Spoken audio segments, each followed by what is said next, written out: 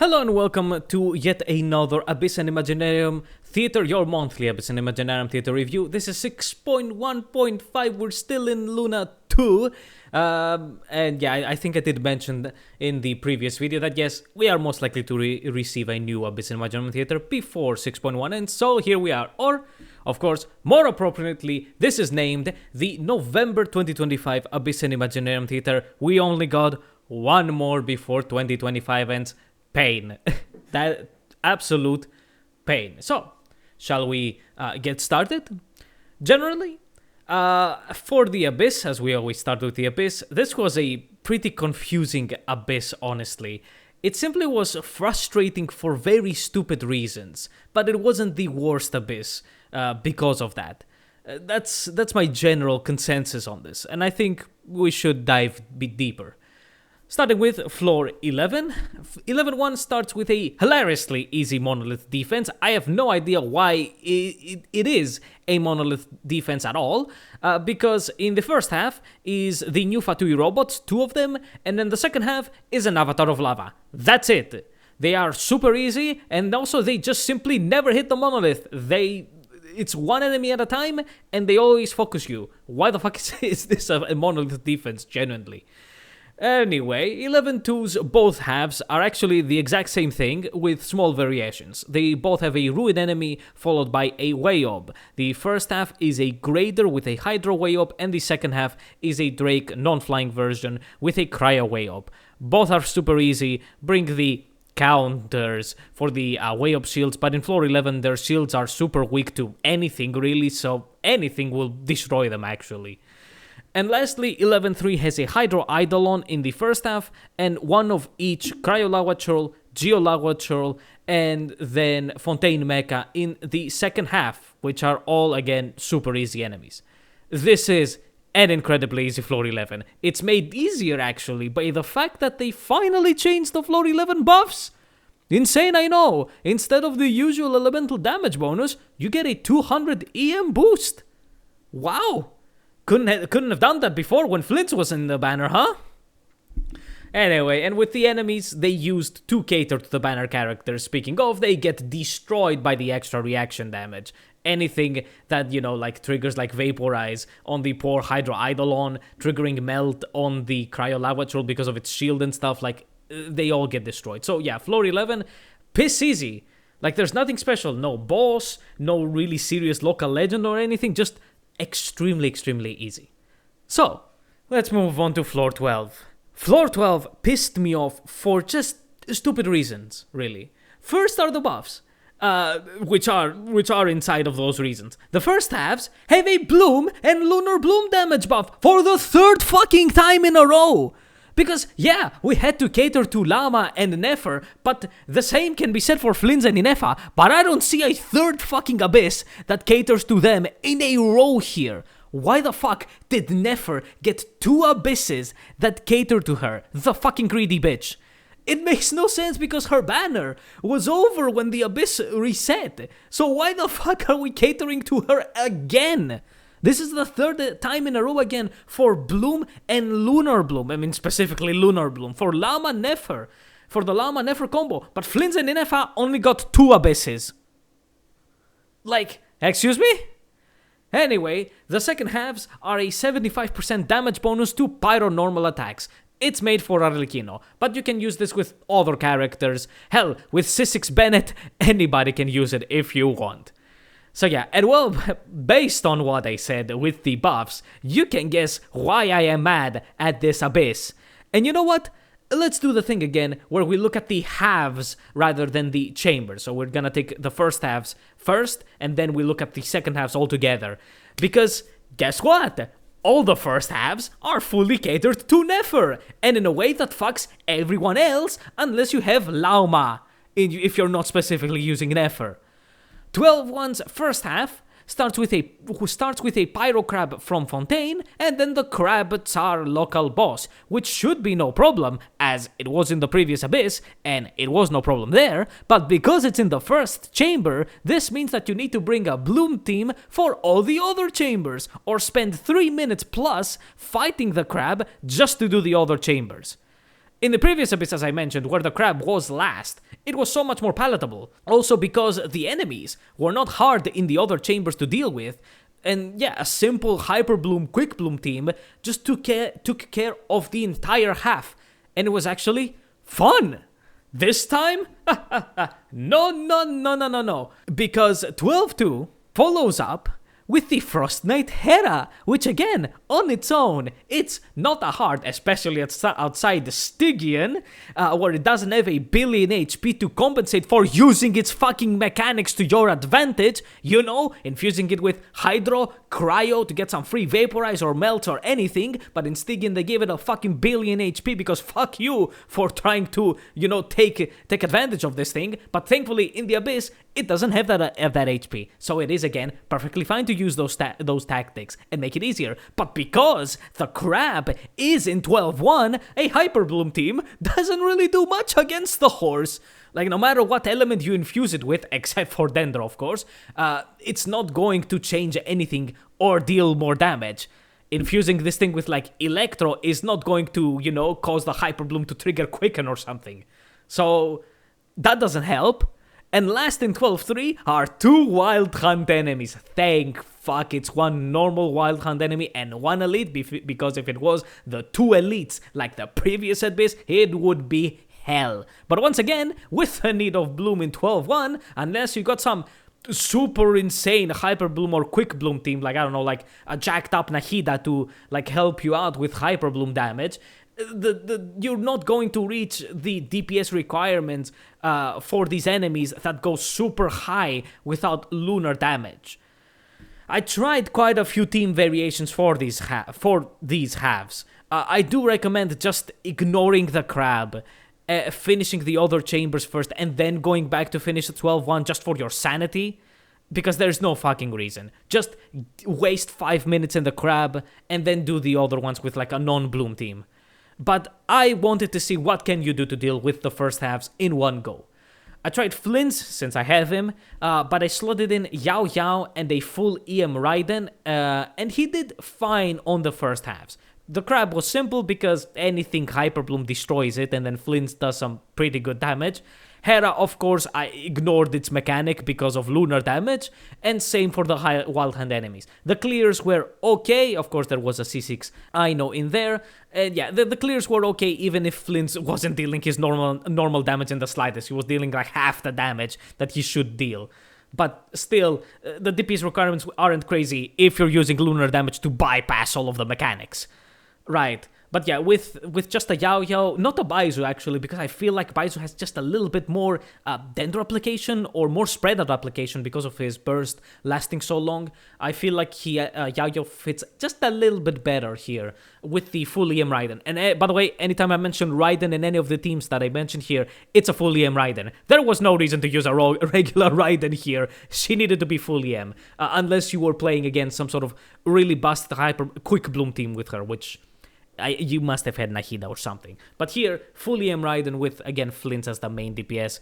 Yeah, I also tried some weird Hyper Bloom, Quick Bloom stuff. You might see it in the in the background footage. Those are my early tries on the Abyss. And I have to say that I did go back into the Abyss to redo some of these Quick Bloom teams if they appear in the background footage. But yeah, I always like to show you the early tries, not to show you, oh, look how good I am in the Abyss. Heck, you can even see that I didn't even do this Abyss in the first try necessarily. Anyways, I used disclaimer C6 Furina and Nuvilette alongside Baizu and again Raiden, and also Baizu with Al-Haytham, Xingqiu, and again Raiden. Honestly, the Hera was interesting to fight with those two teams because I had to make sure not to fuck up the infusion. With Nuvilette and Furina, I had to either go for something like Electro Charge with Raiden, just use a Raiden burst and it fills up the Hera full, or just spam some Hyper Bloom with Raiden and change between Baizu and Nuvilette for normal attacks in order to do some Hyper Blooms and infuse it with Dendro, so then Furina and Nuvilette just do their job. And with the Al-Haytham team, I mean, it was basically anything except for Dendro. Use Xingqiu and Raiden again for Electro Charged, just use Xingqiu for just Hydro, something like that, worked perfectly fine. But yeah, it's the same. It's the thing that I mentioned above. Yeah, I brought these quick bloom, hyper bloom teams, and like no matter what the fuck I infuse this thing with, it's not gonna up my damage or anything. As for the Wild Hunt, the Nouvellette team didn't have much trouble, but still felt like shit. And same for the Quick Bloom team, it just didn't feel nice going against the Wild Hunt enemies because they fucking suck. I think you will see many people that will complain about the shitty enemy combos in these first halves. The crab just bottlenecks your team selection so much unless you want to, again, spend eternity killing it without bloom. Yeah, I know, I see those shitty C6 clears on Twitter and stuff. Kiss my fucking ass. We do not take these into fucking account, of course. And finally, we get to the second halves. After this hell, which even if they are catering to Arlecchino, who doesn't have anything really special in mechanics, they still put some bullshit in there. In 12-1, we have 3 waves with the boss. Two waves of Fontaine mechas, and then Coppelius, the Icewind Suit Coppelius version. Hope you can use Bennett to cleanse his cryo and not die to the melts. After that, in 12-2 is the fat fucking Mountain King. Not much here, he doesn't cause any problems in combination with the Hera. Compared to the first chamber where you've got one shitty enemy before the stupid crab and then 2 enemies before Coppelius, like, thanks. But finishing off the second halves is a Natlan Automaton and the Primogel Vishap cryo version. Where the fuck did they remember this guy? But really, huh? They simply had to put the one enemy that has a ton of resistances unless you use Night Soul with the Wild Hunt enemies on the first half. Gee, I wonder which character is Night Soul, has a shield, and goes really well with Arlecchino. Why? She hasn't appeared in the banners at all, and she also won't be in 6.2. So what is the point of catering to such a specific character combo? I mean, is it the end of the world? Of course not. It's just a big middle finger to anybody that doesn't use this combo. Like, why? Why Kitlali? Like, why Arlecchino Kitlali? Why is the fucking shitty Natlan Automaton here? I mean, yeah, you can use, like, the Pyro Traveler for it, but still, Pyro Traveler doesn't give you a shield for the Primogel Vishap. So yeah, anyway, the second halves are pretty easy. Just some pyro, like anything, like some pyro application. If it's a team that can use like Bennett Jan for a lot of pyro application, Bennett Kazaha, Toma, Dacious, like it's Jean Link, anything pyro, and then anybody else. Like it doesn't necessarily need to be a pyro DPS. Just the pyro DPS will of course will make use of the 75 damage buff to their normal attacks. Anyways, I did it with Hu Tao, and she was dealing 125k plus charge attacks. It was beautiful. Got myself a Zhongli, Hu Tao, Xingqiu, and the Pyro Traveler for the Night Soul requirements and some off-field Pyro plus, of course, just free Cinder City. And 125k in charge attacks plus was really good. So overall, floor 12 this time is just annoying for no reason, as I said. Well, stupid reasons, as I said, but, it's the same thing. We get a second Nefer Abyss, even though she's far gone from the banners, and a third Abyss in a row, catering to Bloom and Lunar Bloom. For fuck's sakes. Like, if the fucking buff worked for Burgeon and Hyper Bloom, I would genuinely not be this upset. But of fucking course, they won't give you a single chance at doing this the easy way. And with leaks, by the way, showing that we ain't getting any interesting Lunar reactions like Vaporize, you can see that from the beginning, the whole Lunar thing was made to make sure that anything it might have buffed would be basically useless to any non-Nodocry teams. Buff Bloom, there's literally one character that plays it. Buff Electrocharged, not a soul that uses that. They say something like Lunar Crystallize that will only work with Hydro. Oh my god. Yeah, no freeze, no vaporize, no bullshit like that, of course. Baby. I said it. I had hopes at around 5.8 was it and 6.0 that maybe, just maybe 75% vaporized damage or something like 30% vaporized damage. Like something yeah, it's a big middle finger. That's it. And then we can move to Imaginarium Theater. Imaginarium Theater was interesting actually this time around. The element combo was Hydro, Electro, and Dendro, so any combo was actually decent-ish. The good stuff was Hyper Bloom, of course, and Quicken, and then Lunar stuff, because without any Anemo, Electrocharge is not going to do much. But yeah, Lunar stuff, you can flinch with Hydro Electro, and then, of course, Dendro Hydro for your Lunar Bloom garbage. As for the starting cast, it's actually pretty decent, for once. We have Furina in her standard Golden Troop build with Pipe, even though I have her, C6 with her weapon, and Maricus Hunter. Anyway, followed by Barbs, where, let's be honest, no matter what the fuck they give her is not going to matter. Then is Seno, who does no damage. The weapon they give him, the Super Craftable, is absolute trash for him, especially at R1, and he just deals no damage without a proper build. So, unless you have Seno and you have a proper build for him, yeah, this trial Seno ain't good. Next is Ororon with Cinder City, as he should. He is using Ali Hunter, but at low refines, I would rather he has an energy recharge weapon like Favonius or Sacrificial to just, funnel, do some particle generation, rather than Ali Hunter, because he's not gonna do a lot of damage, let's be honest. And last is Al Haytham with a standard Iron Sting build, and of course, Gold and Gilded Dreams, and Yao Yao with, once again, her best build, Favonius and Deepwood. Like, there's not really anything else that you should put on Yao Yao, except for, like, Tenacity of the Millilith, but those are really rare occasions. It is, of course, 10 times better to keep her on Deepwood. And Favonius, of course, thank fuck they didn't give her actually Seno's weapon, now that I think about it. Actually, the Sumer Craftable, thank fuck they didn't give her that, and they gave her Favonius. So yeah, many good characters as the starting cast, which, yeah, if you have them, you might actually want to keep them for later acts, but we are talking through the perspective of full trial. You have nothing and you have to use these characters, right? So with the element combo and their builds, they're actually fine compared to previous Abysses, where I had to do full trials.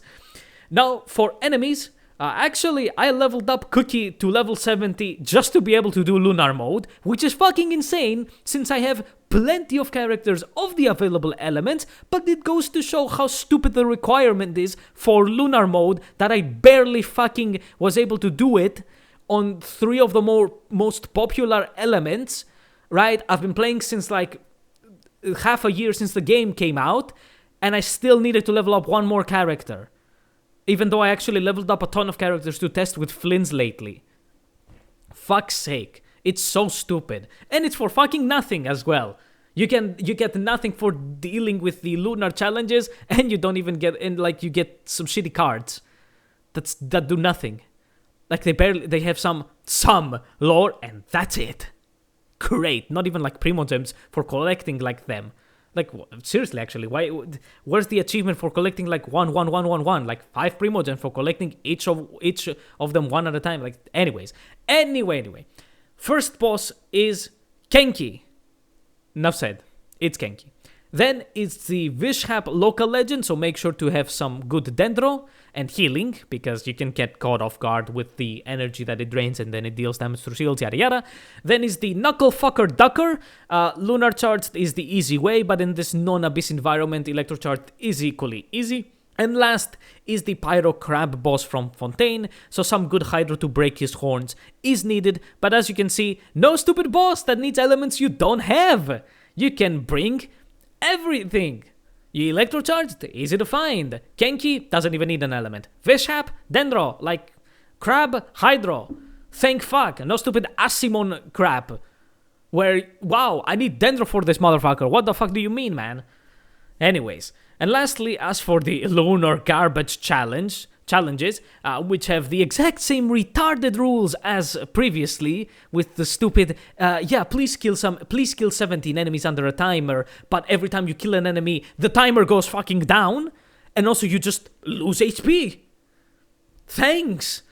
Challenge 1 has the Shadowy Husks, which you have to do without an ammo to easily CC them. And also, if you get hit while having a shield, which you might want to bring a shield because you lose HP constantly because of the stupid mechanic, yeah, they'll get buffs and shit. Thanks. Fuck's sake. And challenge 2 is the Perpetual Mechanical Array. That in this really tight time challenge, It's not the best, at least compared to the Dendro Chicken like before, but it's not the worst by far. But still, like the 10-15 seconds that you have to wait for it to spawn the other ruined stuff and kill them, again, it's a very tight time challenge, so fuck the lunar mode! And that's the second 6.1 Abyss and Imaginarium Theater, or of course, November 2025 Abyss and Imaginarium Theater. Fuck the stupid first halves in Floor 12, else everything was completely fine, both Abyss and Imaginarium Theater-wise. So yeah, I think, again, I did mention that we would have another Abyss and Imaginarium Theater review before the 6.1 review, and it came true. So, next will be the 6.1 review. And as for 6.2, I might throw a PT at Durin and see if I win the 50-50, but that does depend on how busted Columbina will be for Flints, and I guess kind of in general, but mostly for Flints, because I doubt they will make Varka or something lunar-based. But yeah, like it will depend if Columbina is so absurdly busted for Flints and other stuff. Maybe if she enables something outside of Lunar, which I kinda doubt. But yeah, like if she's completely busted, then I might want to keep my Primo Gems, because as far as I can tell from leaks, we're getting jack fuck shit from Primo Gems and Wishes because there's no exploration. And like the events give you like pennies, and yeah, it's not going well. But honestly, I am actually more excited to talk and play with those Mondstadt buffs. Those character buffs seem interesting. We'll mention them in the 6.1 review, and definitely the 6.2 review. But yeah, I'm actually very excited to play around with those. I want to also say that I will not go back and like update the reviews of those characters. Fuck no. I might do a video on the entirety of the buffs, like, you know, a character review on all of the buffs, or I'll just again mention them in the 6.1 or 6.2 review, and you know, mention what's good, what's not. We'll see. I think the character review style thingy is just a little bit better to separate them in their own video. Anyway, I'll see you in the 6.1 review very, very soon, since the stream is just around the corner. I'll see you then. Goodbye.